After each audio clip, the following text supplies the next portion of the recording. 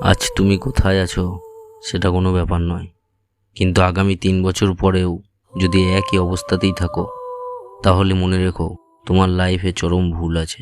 এই ভুলগুলোকে চিহ্নিত করে সামনের দিকে এগিয়ে যাও, দেখবে জীবনে অনেক অনেক পরিবর্তন আসবে।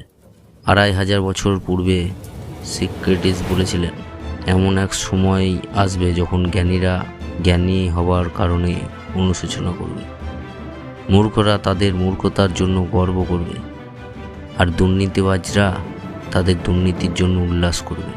বুদ্ধিমান লোক জরুরি কাজেই তার জীবন ব্যয় করে। মনে রেখো, সব মানুষ সব কিছু ধরে রাখার ক্ষমতা রাখে না।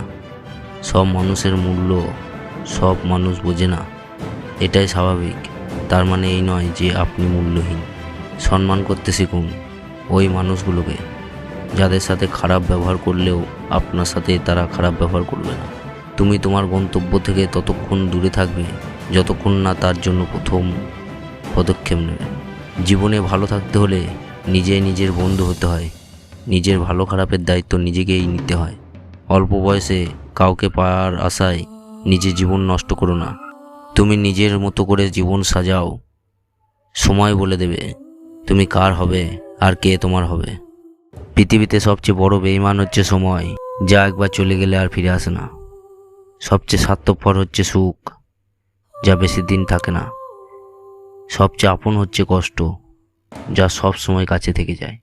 কিছু লোক আছে দেখবেন আপনাকে অনেক সম্মান করে, কিন্তু তার আসল উদ্দেশ্য আপনার ক্ষতি করা, আপনাকে অপমানিত করা, আপনাকে ধ্বংস করা। কিছু মানুষ সত্যি খুব অসহায়, কখনো পরিবারের কাছে, কখনো পরিস্থিতির কাছে, কখনো বা মনের মানুষের কাছে।